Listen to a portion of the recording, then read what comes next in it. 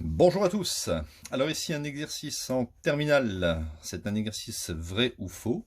Alors on nous dit la solution sur l'ensemble des réels de l'équation différentielle. Ça c'est une équation différentielle qui mélange une fonction et sa dérivée.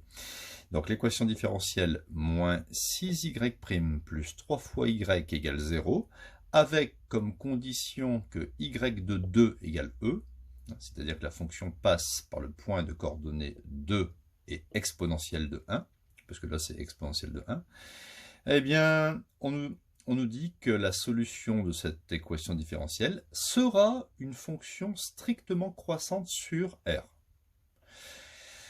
Donc, ce qu'on va faire, pour voir si c'est vrai ou faux, eh bien on va résoudre cette équation différentielle et on va étudier les variations de la fonction obtenue, pour voir si c'est effectivement une fonction croissante.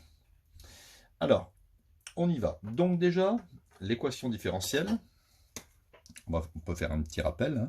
Quand on a une équation différentielle du style y' est égal à ay plus b, eh bien, les solutions de cette équation différentielle sont les fonctions qui vont pouvoir s'écrire c est une constante, exponentielle ax moins b sur a, avec a différent de 0 ici. Donc ce que je vais faire, c'est que je vais simplement reprendre cette petite équation différentielle et je vais le mettre sous cette forme-là. Je vais laisser y' tout seul à gauche. Donc moi j'ai moins 6y' plus 3y est égal à 0. Je transpose 3y, ça fait moins 6y' est égal à moins 3y. Je peux ici multiplier par moins 1 de chaque côté, comme ça va retirer les moins. Je peux retirer les moins. Et je divise par 6.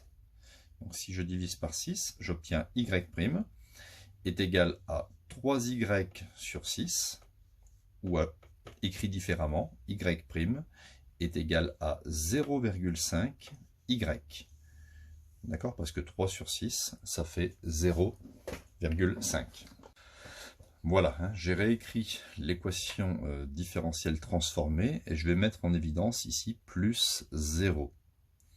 Donc le petit a, eh bien, ça sera 0,5 et le petit b, ça sera 0. Donc les solutions de cette équation différentielle sont les fonctions, parce qu'il n'y en a pas qu'une, sont les fonctions qui vont pouvoir s'écrire constantes. Vous voyez, la constante, elle peut varier, donc il n'y a pas qu'une solution.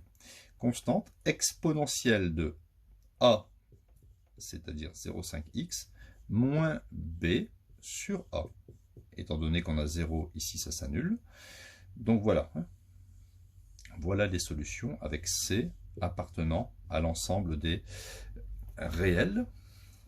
Donc c'est une constante ici qu'il faudra déterminer. Alors comment on va déterminer cette constante? On va utiliser ici le fait que y de 2 est égal à exponentielle de 1. Donc y de 2, je vais remplacer ici x par 2. Donc ça fait c exponentielle de 0,5 fois 2 sera égal à exponentielle de 1. En faisant ça, je vais réussir à trouver la valeur de la constante en fait. Donc ça fait c fois exponentielle 0,5 fois 2, ça fait 1 égale exponentielle de 1. Et donc c est égal à expo de 1 sur expo de 1, ce qui me donne une constante de 1.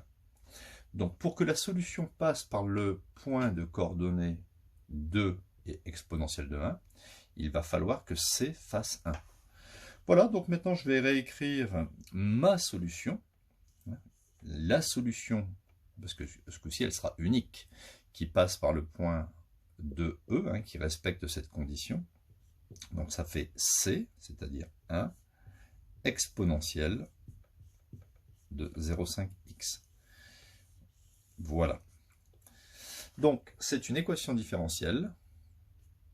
Cette solution, est une solution en exponentielle, hein, donc cette solution vérifie l'équation différentielle et vérifie aussi cette condition, hein, elle passe par le point 2 et exponentielle 1. Bon, bah maintenant, pour voir si elle est croissante, alors c'est une fonction qui est dérivable sur R, je vais calculer sa dérivée. Alors, pour calculer la dérivée y', donc le 1, je m'en occupe pas, ici c'est du style exponentielle de u. Je me souviens que exponentielle d'une fonction, quand on dérive, ça me donne u', EU. Si ici c'est u', la dérivée c'est 0,5 fois 1, donc c'est 0,5, u', exponentielle, et on recopie. Voilà. Maintenant, pas besoin de faire un tableau de variation, il est évident que quelle que soit la valeur de x appartenant à R, bon, ben 0,5 c'est strictement positif, et exponentielle d'une quantité, c'est aussi strictement positif.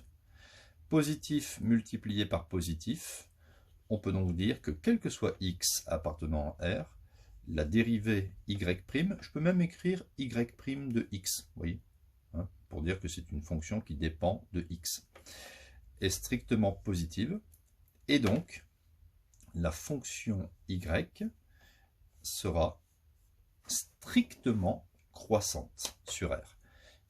Il n'y aura pas de maximum ou de minimum. Donc c'était bien vrai.